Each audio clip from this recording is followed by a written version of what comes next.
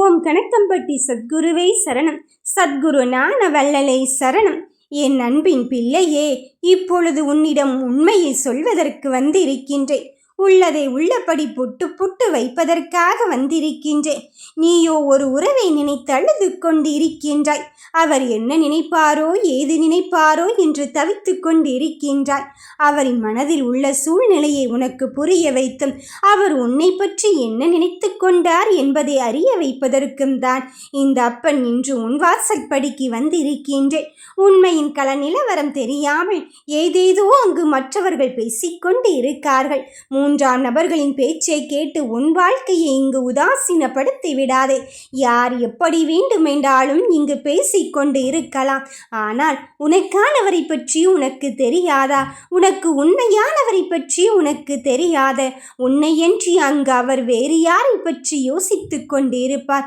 உன் சூழ்நிலை பற்றி தவிர இங்கு வேறு யாரையும் யோசிக்கவே இல்லை. உனக்கு நல்லது நடக்க வேண்டும் என்றால் அவர் எந்த எல்லைக்கும் செல்வதற்கு சாத்தியமாகிவிட்டார். அதனால் சில கசப்பான நிகழ்வுகள் நடந்து கொண்டு இருக்கின்றது. ஆனால் அந்த நிகழ்வுகள் உன்னிடம் வந்து சேர்கையில் அங்கு தவறானதாகவே போய்விடுகிறது. உன்னுடைய கண்ணோட்டத்தில் அது தவறாகவே படுகிறது. வேறொன்றும் இல்லை என் கண்ணின் மணியே. உன்னை பற்றியும் உன் சூழ்நிலைகளை பற்றியும் உனது வெற்றியை பற்றியும் மட்டும்தான் அவர் கனவு கண்டு கொண்டிருக்கின்றார். உன் வெற்றியை அவர் வெற்றியாக அங்கு செயல்பட்டு கொண்டிருக்கின்றார்.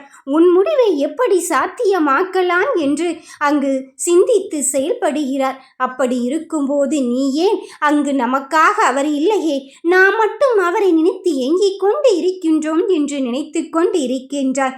என் பிள்ளையே, நீ எப்படி உண்மையாக நியாயமாக நேர்மையாக இருந்து கொண்டு இருக்கின்றாயோ அதே போலத்தான் உண்மையாகவும் நேர்மையாகவும் உனக்காகவே சிந்தித்து வாழ்க்கையின் ஒவ்வொரு நகர்வுகளையும் நகர்த்தி கொண்டு இருக்கின்றாய். சில நிகழ்வுகள் இப்படித்தான் என்பதை நீ யோசித்து சிந்தித்து செயல்படு. மற்றவர்களுக்காக மற்றவர்களின் பேச்சை கேட்டு உன் வாழ்க்கையை இழந்து விடாதே என்றுதான் நான் சொல்லிக் கொண்டு இருக்கின்றேன். நம்பிக்கையோடு செயல்பட்டு கொண்டே இரு. உனக்கு நல்லதையும் நன்மையான காரியத்தையும் நான் உனக்கு நடத்தி தர இருந்து கொண்டு இருக்கும்போது என் பிள்ளையே, நீ மற்றதை பற்றியும் மற்றவர்களை பற்றியும் யோசித்து யோசித்து உன் நிம்மதியை இழந்து விடாதே. உனக்கென்று வாழ்க்கை இருக்கின்றது. உனக்கென்று சுதந்திரம் இருக்கிறது.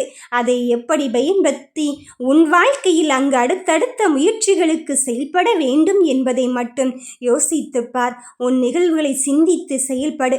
அடுத்தது என்ன நடந்தாலும் சரி, எனக்கான வாழ்க்கையை தீர்மானிப்பது என்னப்பன் கணக்கம்பட்டியானாக இருக்கும்போது நல்லதையும் நன்மையான காரியத்தை மட்டுமே அவன் எனக்கு செய்து தருவதாக இருந்து கொண்டு இருக்கும்போது வேறு வழிக்கு வழிவகை செய்ய மாட்டான் என்பதில் உறுதியும் தெளிவும் நம்பிக்கையும் உன்னோடு இருக்கும் வரையிலும் யாராலும் உன்னை அசைத்து பார்க்க முடியாது.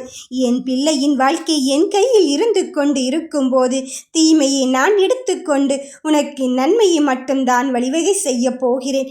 என் பிள்ளையே, உனக்கு வெற்றியின் வாசத்தை சுவாசிக்க நான் தர காத்திருக்கும் போது வெற்றி மகுடம்தான் சூட போகிறாய். எதுவாக இருந்தாலும் இந்த அப்பனை மட்டும் நினைத்துக்கொள். நல்லதே நடக்கும். வாழ்க வளமுடன்.